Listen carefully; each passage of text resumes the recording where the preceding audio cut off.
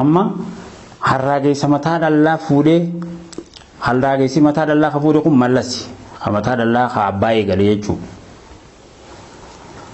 amma ha tokko guutee kaan ittiin guutuu jiru Abiyyi Ahmad jechuudha.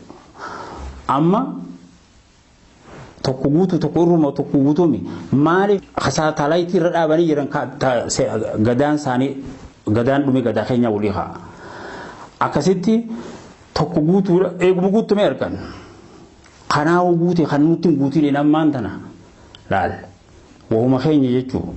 waan kiyya samaafiin kaddanaa qici anuuniin qicadhaan irraa hiqichi tanaamaan aartaa jechitu jechi dhiiroo maan nu seenu maan namtichi kan koonatti yaajjaa barbooshan achi baramma amma bakka tanarratti sirriidhaan waan keenya nama kadhannu jechuudha nu kadhatan malee amma gaa haala kanaan fuulduraaf bal'iseetiin isin hima waa'ee ijoollee keessatti kaayamtee jirti.